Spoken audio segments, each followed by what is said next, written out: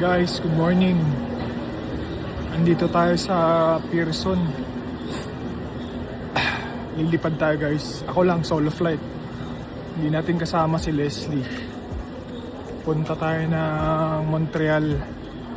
Tinawag tayo nung yung boss natin. So, kailangan natin pumunta.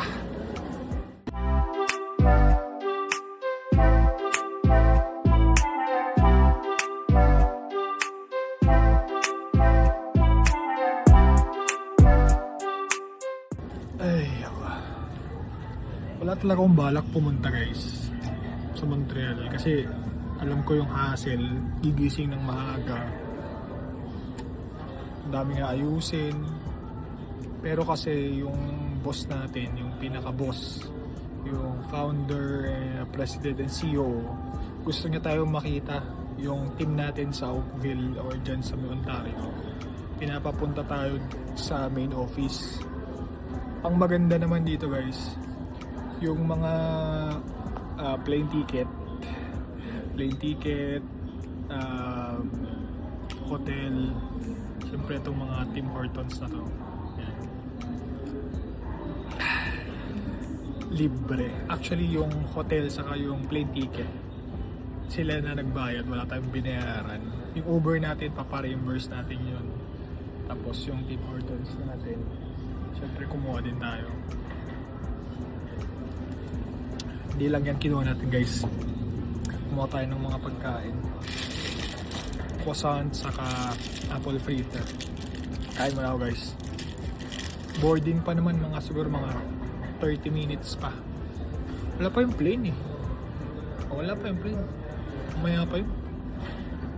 Kain muna tayo.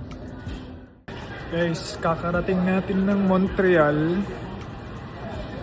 Yung kasama natin ay order lang daw ng coffee. Nag-coffee na kasi tayo guys. Busog na tayo.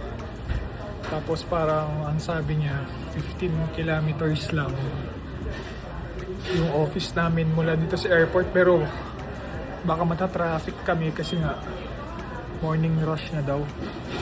Tignan natin. First time namin pareho makikita yung office namin eh. Yung main office kasi parang bagong lipat daw sila doon noong September lang last year. So tignan natin, hintayin natin yung kasama natin bumili lang ng Tim Hortons.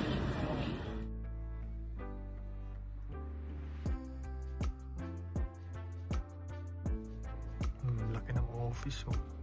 Dito kami sa conference room. Work tayo dito. Yan oh. Yung malaking conference room nila. Dito na tayo sa room guys. So ituturo ko sa room ko para at least paano yung makita nyo naman o natin yung mga light para makita nyo kung ano itsura ng room natin. Okay, umpisahan natin. Okay. Ito yung pinto pinto yan. Pagpasok mo sa kanan mo parang closet. Yan, closet. Tapos susunod is yung mga towel. Gusto ko na maligo. Hindi siya bathtub pero okay lang.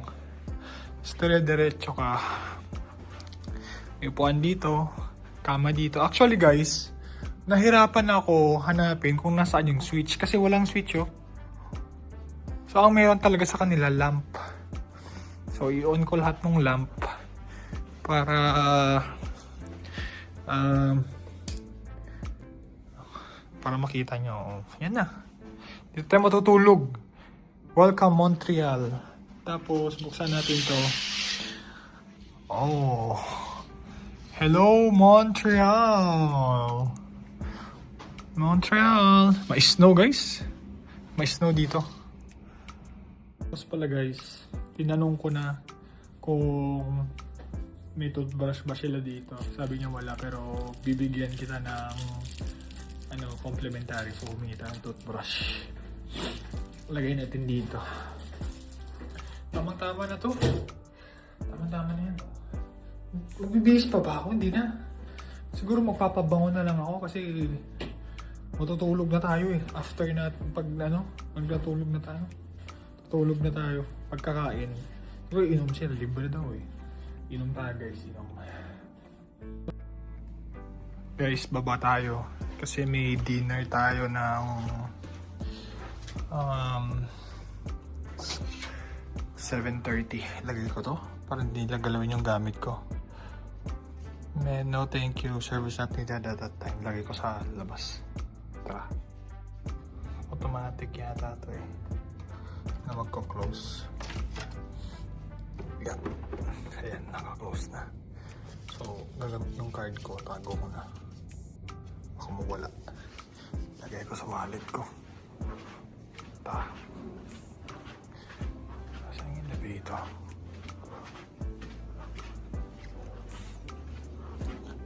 Dito ba yun? Oo nga, dito.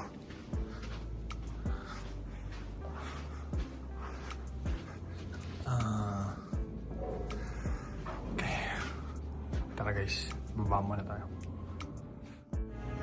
Ito yung hotel namin, no?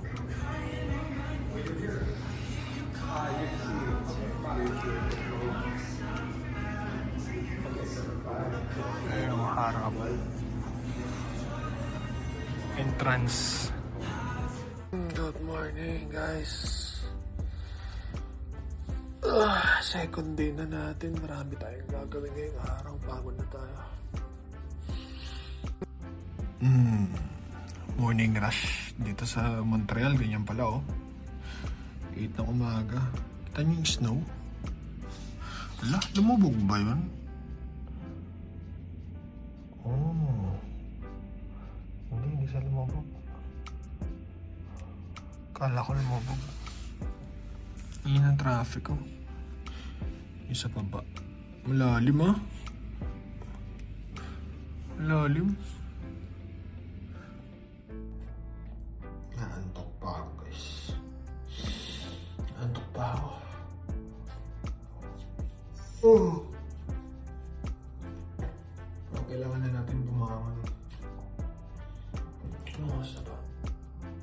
Kasi kailangan 8:45 nakababa na tayo.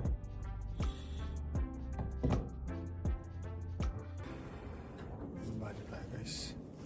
Nasa 6th floor pala tayo. Usapan, 6:45. Doon sa baba. Wala pang tao, guys. Tayo pa lang nandito. Actually, may bilihan ng coffee doon. Pero sa office na lang tayo mag-coffee. Mas libre kasi.